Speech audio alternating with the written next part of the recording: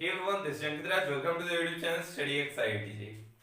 हम सब्स्टिट्यूशन का थोड़ा सा आइडिया ले चुके हैं, राइट? एनसीईआरटी वगैरह के क्वेश्चन डिस्कस करके आपको सब्स्टिट्यूशन का आइडिया हो गया है। फिर उसके बाद हमने sec x वगैरह का इंटीग्रेशन, sec x का, cosec x का, tan x का और cot x का, इन सब का इंटीग्रेशन भी हमने करा किसके हेल्प से? सब्स्टिट्यूशन के हेल्प से, राइट? तो आइडिया मिल गया ना? बताओ sec x का इंटीग्रेशन क्या होता है? ln mod sec x plus tan x plus c। cosec x का integration ln mod cosec x minus cot x plus c। ठीक है। tan x का इंटीग्रेशन क्या होता है? tan x का इंटीग्रेशन बताओ, ln mod sec x। ठीक है, ओके। तो अब आज हम कुछ डायरेक्ट सब्स्टिट्यूशन देख रहे होंगे कि अगर इस टाइप का कुछ भी एक्सप्रेशन आपको दिखे तो मैं आपको बता रहा हूं कुछ डायरेक्ट सब्स्टिट्यूशन आप कर ले, जिससे कि बहुत ही आसानी से इंटीग्रेशन हो जाएगा। ठीक है, बहुत कठिन इंटीग्रेशन आपको इजी मैनर में सॉल्व होता दिखेगा। बाद में मैं इसका रिजल्ट लिखा दूंगा, लविंग इंटीग्रल के नाम से 5 रिजल्ट आते हैं, वो लिखवा दूंगा। पहले लेकिन समझ लेते हैं ऐसा हम करते क्यों है। तो देखो, अगर root under a square minus x square type का कुछ दिखे तो आपको सब्स्टिट्यूट करना है x equals to a sin theta. ठीक है, x को आपने सब्स्टिट्यूट करा a sin थीटा, तो x स्क्वायर क्या हो जाएगा? a square sin square theta. तो ये पूरा बाहर अब क्या आ जाएगा? a cos थीटा, ये बाहर आ गया a cos थीटा। ठीक है, और अगर x equals to a sin theta है तो आप dx और d थीटा में भी रिलेशन निकाल पाओगे कि नहीं? dx equal to a cos theta d theta. उसी तरह से अगर a square plus X square का एक्सप्रेशन रहे तो आपको क्या करना है? Put x equals to a tan theta. ठीक है, अंडर रूट में। ठीक है, तो जब आप करोगे तो a square plus a square tan square theta, तो बाहर आ जाएगा a sec थीटा, और dx dt थीटा में भी आप रिलेशन निकाल पाओगे। ठीक है, देखो 1 और 3 में अंतर देखना, इसमें x square minus a square है, तो अब यहाँ पे a sec थीटा पुट करना है x के जगह पे, तो क्या हो जाएगा? a square sec square theta minus a square, तो ये बाहर आ जाएगा a tan theta, right? Okay, उसी तरह से जब root under a square minus x square upon a square plus X square रहेगा, तो आपको इस बार x के जगह पे नहीं, इस बार x स्क्वायर की प्लेस पे आप पुट करो a स्क्वायर cos 2 थीटा, तो a square minus a square cos 2 theta, तो ऊपर बनेगा 1 minus cos 2 theta upon denominator में 1 प्लस cos 2 थीटा। तो हम जानते हैं 1 माइनस cos 2 थीटा क्या होता है? sin square theta, right? और 1 plus cos 2 theta cos square theta, correct? ठीक है, तो ये क्या बन जाएगा? 2 2 तो निपट लिया। ठीक है, तो बन जाएगा ये tan थीटा। ओके, तो आप समझ में तो आ गया, लेकिन क्वेश्चन से थोड़ा सा और क्लैरिटी आएगा, राइट? आपको भी लग रहा होगा थोड़ा सा समझ तो आ रहा है, लेकिन थोड़ा और। ठीक है, दिल मांगे मोर, दिल मांगता है मोर। ओके, तो क्वेश्चन 2 3 क्वेश्चन लेके हम डिस्कस कर रहे होंगे। ऐसा नहीं कि बिल्कुल डायरेक्ट आपको यही दे देगा। ये क्यों देगा डायरेक्ट? ताकि आप एक सेकंड में आंसर पुट कर दो, नहीं ना? ओके, थोड़ा सा तो घुमा के देगा। तो इस क्वेश्चन में क्या करना है बताओ? क्या करो, अगर यहाँ पे साइन स्क्वायर एक्स को आप टी पुट करो, देखो वैसे आपको दिख जाना चाहिए। तो साइन स्क्वायर एक्स का डिफरेंशिएशन क्या होता है? 2 sin x cos x, यानी sin 2x। तो ऊपर तो sin 2x dx ही है, यानी ऊपर है dt अपॉन नीचे है रूट अंडर 9 माइनस, हमने साइन स्क्वायर एक्स को t बोला तो ये t square root under a square minus x square. तो यहाँ पे x की जगह पे आपको पुट करना है, यानी t की जगह पे आपको पुट करना है a, तो a यहाँ पे क्या हो गया? 3। थोड़ा सा अपना दिमाग भी तो लगा, अगर फॉर्मूला नहीं भी याद है तो, कि अगर मैं t को पुट कर दूं 3 साइन थीटा, ठीक है, अगर मैं t को पुट कर दूं 3 साइन थीटा तो क्या हो जाएगा? अच्छा, यहाँ पे 3 cos थीटा भी पुट कर सकते थे, हाँ पुट कर सकते थे, उससे भी हो जाता। ठीक है, तो अगर हम t इक्वल टू t, तो अगर हम t equals to 3 sin theta put करेंगे तो क्या आ जाएगा? dt equals to 3 cos theta d theta.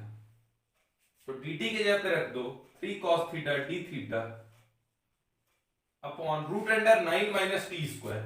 T square 9 sin square theta हो जाएगा, तो 9 माइनस 9 sin स्क्वायर थीटा, तो बाहर आ जाएगा 3, बाहर आ जाएगा 3 cos थीटा। ठीक है, ओके, तो ये कटा, तो d थीटा केवल बचा 1 इंटू डी थीटा, तो इसका इंटीग्रेशन क्या आ गया? Theta plus c. अब थीटा क्या है भैया?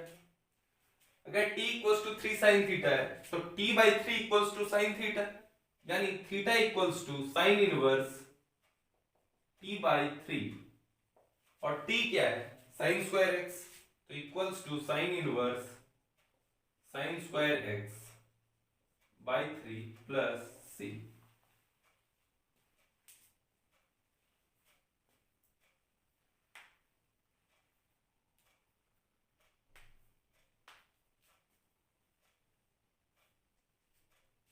ओके, ठीक है ना। अब आगे के दो क्वेश्चन और डिस्कस करते हैं, इतना नोट कर लो।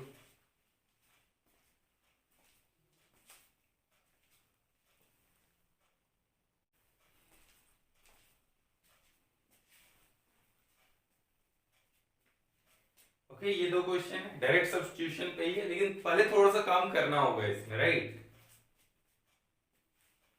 इसमें क्या करो, e की पावर x को आप t एज्यूम कर लो, ठीक है। तो क्या हो जाएगा e की power x dx equals to dt। Actually यहीं से थाउट आया था कि e की पावर x को हमें t एज्यूम करना है। तो अब बचा क्या, ये dt upon root under e की पावर 2x क्या हो जाएगा t स्क्वायर माइनस 1, ठीक है। वैसे तो ये सब लविंग इंटीग्रल का मतलब डायरेक्ट रिजल्ट है, ठीक है। लेकिन खैर अभी एक दो क्वेश्चन करेंगे, उसके बाद वो सारे रिजल्ट्स में लिखा दूंगा, तो याद रखना है तो याद कर लेना, वरना सॉल्व तो ऐसे हो ही जाएगा। तो टी स्क्वायर माइनस 1, तो अब क्या पुट करना है आपको, अब पुट कर दो t equals to sec theta, ठीक है। इससे क्या हो जाएगा dt equals to sec theta tan theta d theta, ठीक है। ओके, तो dt को पुट कर दो sec theta tan theta d theta upon root under t square minus 1, तो sec square theta minus 1, tan square theta root under है, तो square root के बाहर आ जाएगा तो tan थीटा, ठीक है। इसीलिए तो हमने करा था ये सब्स्टिट्यूशन। ओके, तो integral sec theta d theta, ये मैंने बता रखा है लास्ट लेक्चर में, ln sec theta plus tan theta, right. अब थीटा क्या है, थीटा है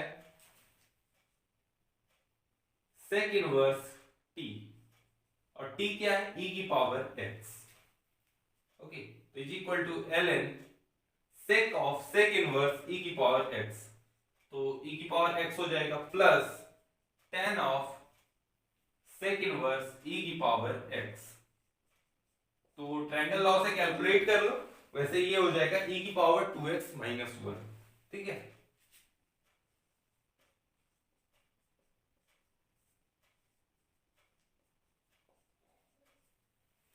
ओके,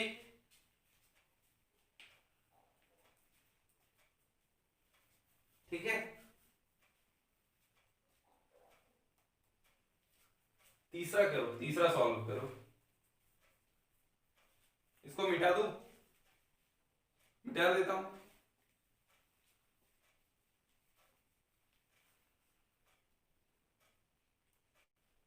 ओके, अब क्वेश्चन नंबर 3 सॉल्व करो।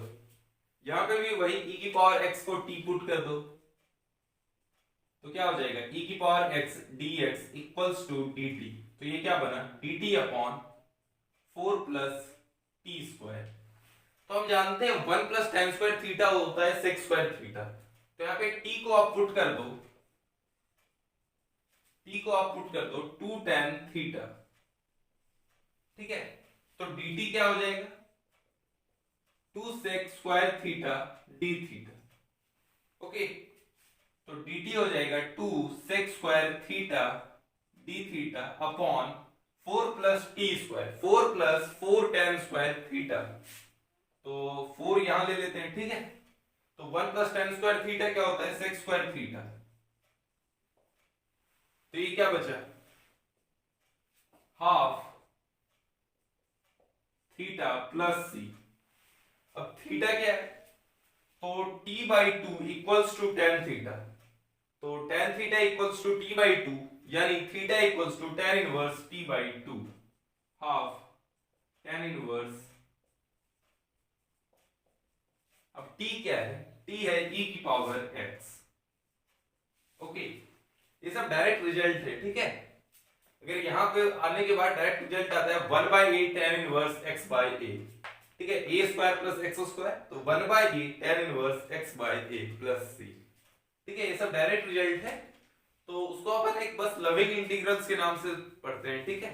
मतलब मेरे को कोटा में पढ़ाया गया था उसी नाम से, तो उसी नाम से बता देता हूँ आपको। तो नहीं, रीजन तो मुझे भी नहीं बताया था सर, तो मैंने पूछा नहीं था कि क्यों लविंग इंटीग्रल्स, पता नहीं, ठीक है। प्यारा होगा इंटीग्रल, प्यारा इंटीग्रल, ठीक है, देखते हैं।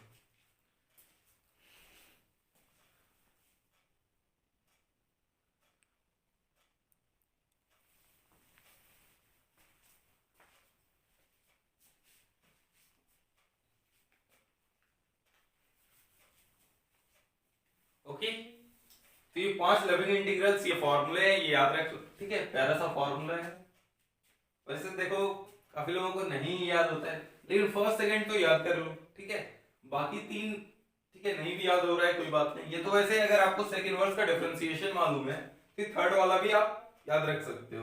फोर्थ फिफ्थ अगर आपको नहीं याद हो पा रहा है तो आप बस सब्स्टिट्यूशन याद रखो कि क्या सब्स्टिट्यूट करना है किस टाइम पे। उसके बाद जैसे मैंने सॉल्व करा था वैसे सॉल्व करते जाओ। 2-4 बार करोगे, 2-4 बार नहीं, इनफैक्ट 25-30 बार, ठीक है, 25 to 30 टाइम्स, तो आपको अपने आप सारे फॉर्मूले याद हो जाएंगे, ठीक है। फॉर्मूले का ऐसा भी कोई बहुत अर्जेंट रिक्वायरमेंट नहीं है। अगर आपको नहीं भी याद है तो मैंने तो बिना फॉर्मूले के ही ना सॉल्व करा अभी पिछले 3 क्वेश्चन, ठीक है। मेरे को तो बस डायरेक्ट सब्स्टिट्यूशन पता था कि क्या सब्स्टिट्यूट करना है, फिर भी मैं प्रॉब्लम सॉल्व कर ले रहा था, राइट। ओके, ठीक है। तो अगले लेक्चर में हम, ओके, तो इसके बाद अपन जे एडवांस में, पुराने जे एडवांस, राइट, उसमें जो बहुत छोटे छोटे सिंपल सिंपल क्वेश्चन आए हुए हैं ना सब्स्टिट्यूशन पे, बहुत ही आसान, वो सब हम डिस्कस कर लेंगे। उसके बाद उसके अगले लेक्चर में थोड़ा सा जो अब के लेवल के क्वेश्चन है, राइट, जो अब काफी टफ टफ क्वेश्चन आते हैं ना, उस लेवल के क्वेश्चन हम डिस्कस करेंगे, ठीक है। तो अगले 2 लेक्चर में हम सब्स्टिट्यूशन के, एक में इजी प्रॉब्लम जो जे एडवांस में आए हैं, जो कि जे मेन में ही आ सकते हैं, ठीक है। जे एडवांस में अब तो उतना आसान नहीं आएगा। उसके बाद अगले लेक्चर में टफ प्रॉब्लम्स, ठीक है, फिर सब्स्टिट्यूशन खत्म हो जाएगा। फिर अपन क्या देख रहे होंगे, इंटीग्रेशन बाय पार्ट्स, ठीक है। आज के बारे में एंजॉय लाइफ।